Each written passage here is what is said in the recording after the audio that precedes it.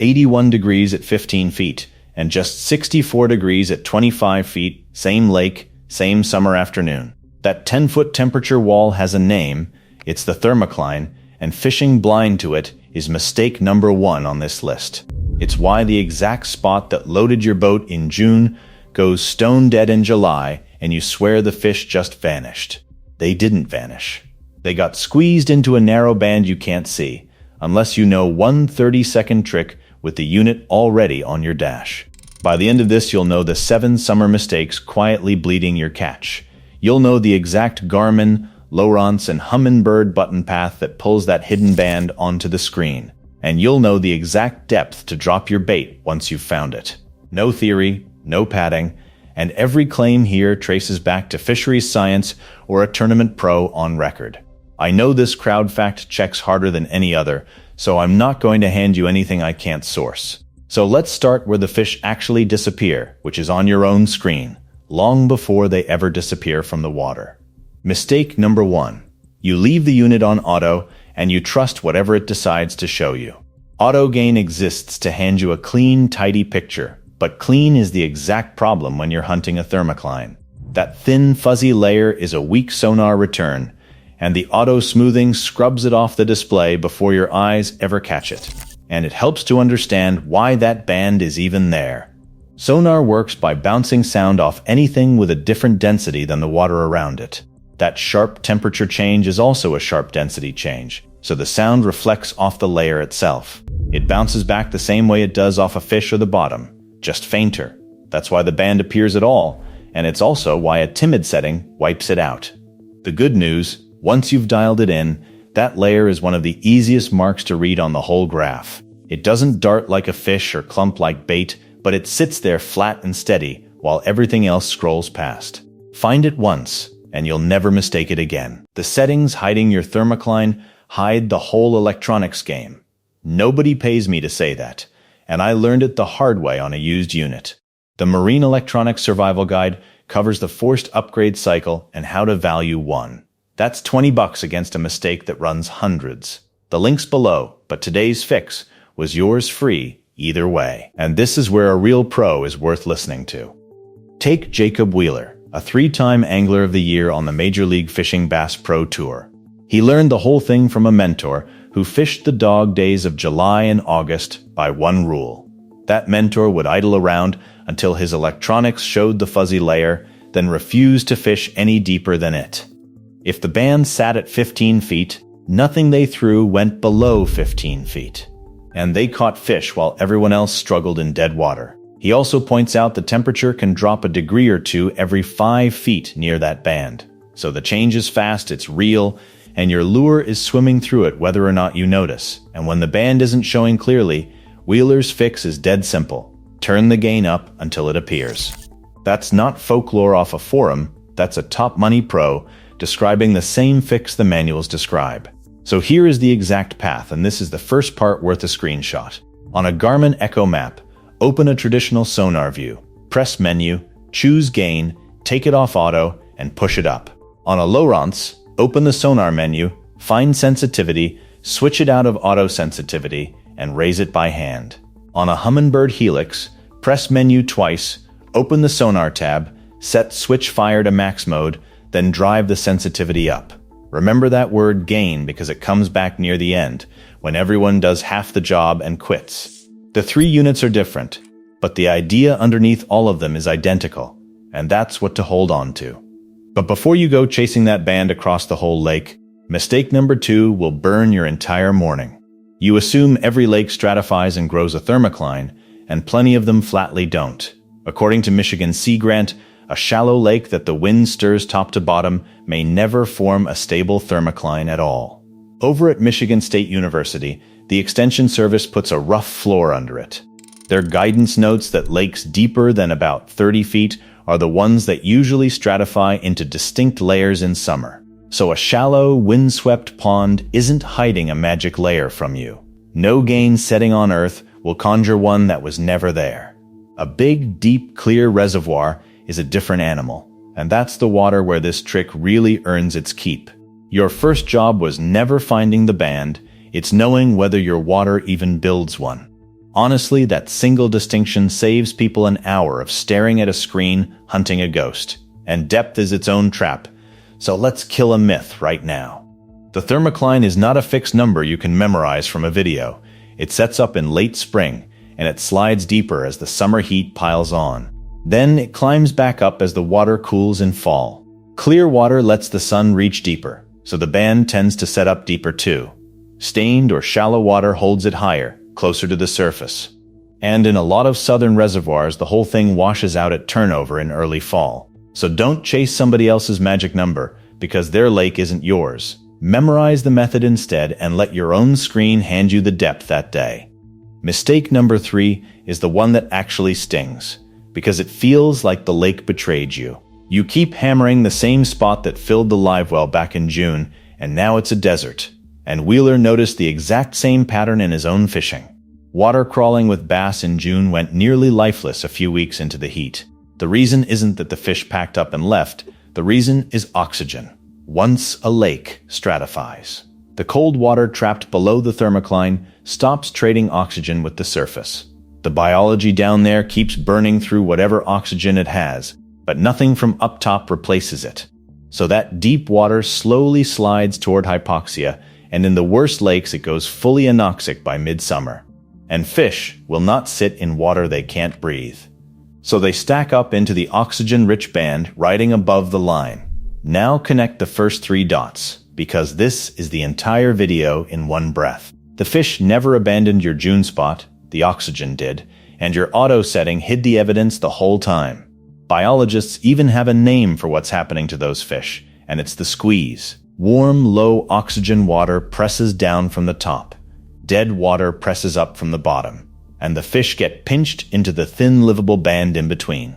One telemetry study on walleye described exactly that, a fish feeling pressure from above and below at once. So, when the whole lake seems empty, it isn't. The living space just got a lot smaller than it looks from the surface. And this isn't only a bass thing, which is worth saying out loud. Crappie stack above the band in open water all summer long.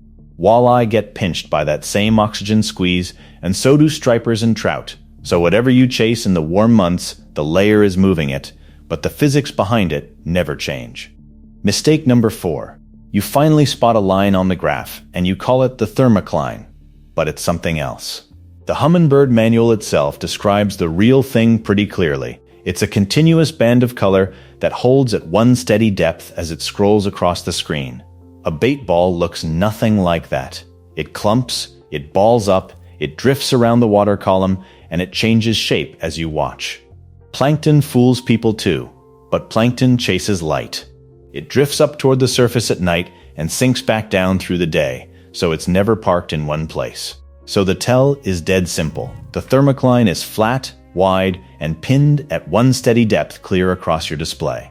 If the mark clumps together or climbs with the clock, that's a meal or a plankton cloud. That's not the layer you're after. And fishing it is how you burn good daylight on a school of bugs. Mistake number 5. You mark a few fish near the bottom, and you drop straight down beneath the band to reach them. Consider Mark Menendez, a Bassmaster Elite Pro who calls the bass sitting above that band his condominium fish. They hold tight where food and oxygen both live, and they don't stray far from it. Below the line, he says, the ecosystem has already burned through its oxygen. That's when you start seeing mussels, catfish, and drumfloat up dead, simply suffocated. So on a hard stratified lake, dropping below the thermocline means dropping into a dead zone where nothing wants to eat. But here's the honest caveat, and it matters. Because this is exactly the kind of claim this crowd will catch me on. Not every lake goes fully anoxic down deep, and the science is clear that it's oxygen dependent, not automatic. In the right cold, clear, deep lake, a species like lake trout can hold below the line just fine.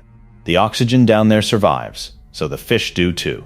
So I'm not going to tell you nothing ever lives below a thermocline, because that just isn't true everywhere.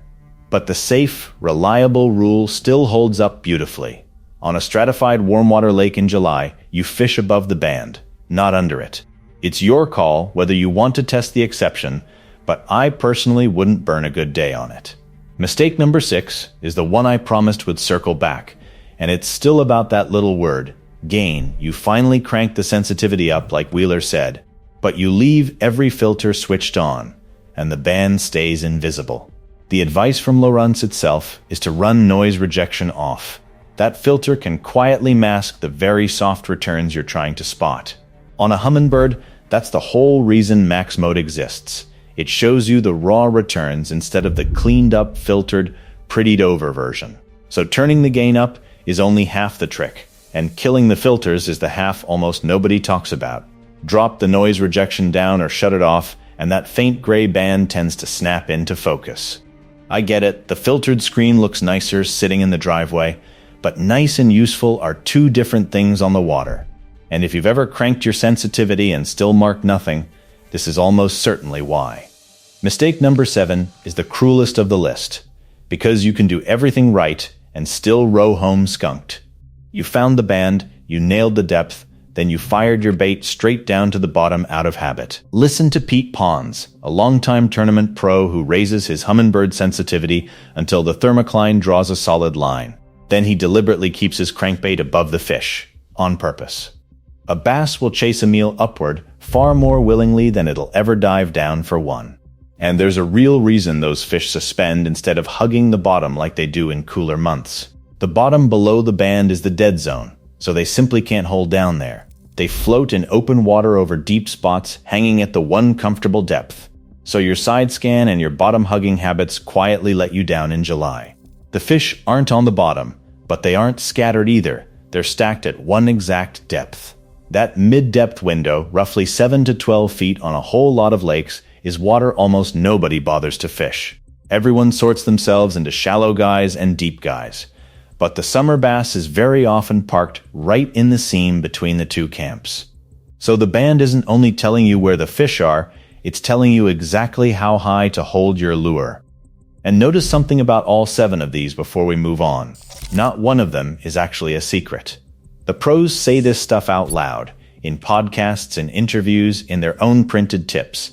The information was never locked away in secret. It was just buried under a setting nobody bothers to touch. So the cheat code isn't insider knowledge at all.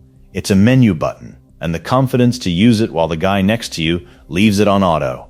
Now, the point of dragging you through all 7 of those was never to make you feel like the guy doing it wrong.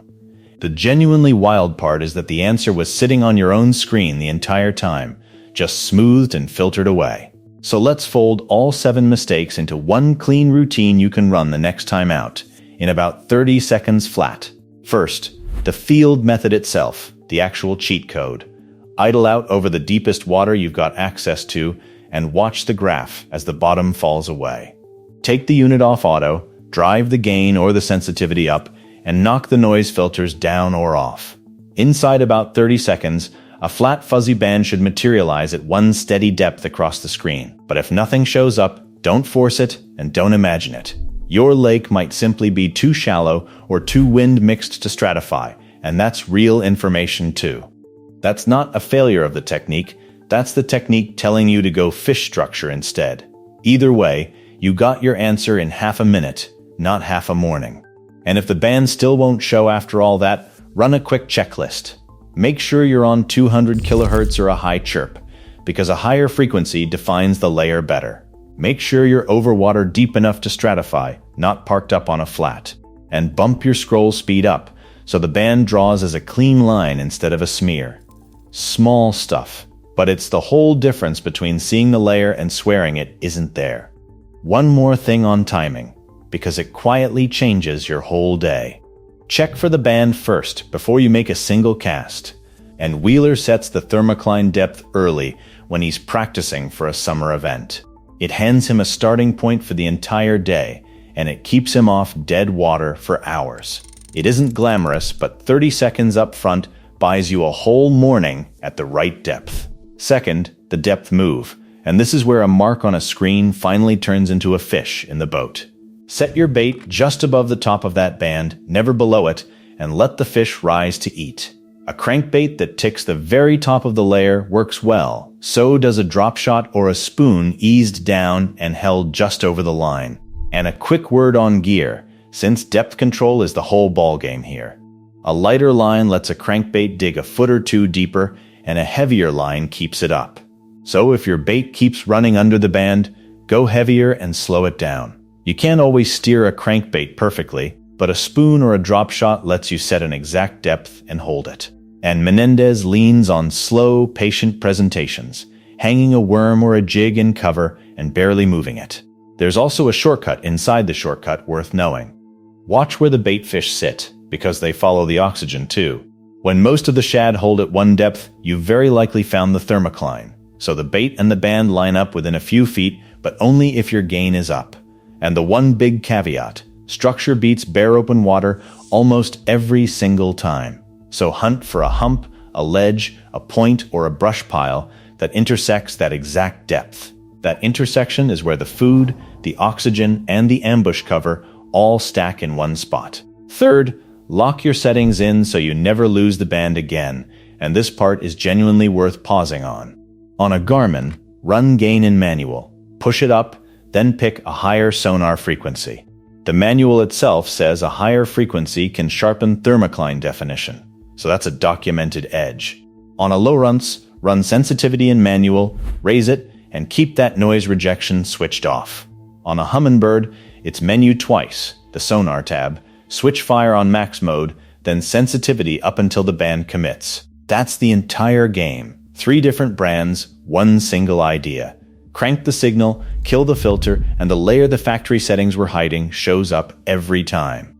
I'd screenshot that and keep it in your phone, because you'll want it in June and you'll need it in August. So here's the one thing to carry out of all this. The thermocline was never hiding your fish from you, it's drawing you a map straight to where they're forced to be. You are not a worse angler than the tournament crowd. You were just missing one layer they quietly learned to read years ago. Next time the lake goes dead quiet in the heat, don't race off to brand new water, and don't just fish deeper. Crank the gain, kill the filter, find the band, and hold your bait right above it. And if you think the thermocline is the only thing your fish finder buries under its factory settings, wait till the next one. There's a default setting on most units that quietly shrinks how much of the bottom you actually mark. It's costing people fish they never knew swam under the boat. If this saved you one blank trip in the heat, do the thing that keeps this channel digging and subscribe. Because the fish were never gone. They were 81 degrees up top and 64 degrees down deep. Waiting in the band the whole time. YouTube thinks you'll like this video, so click it. And if you made it to the end, subscribe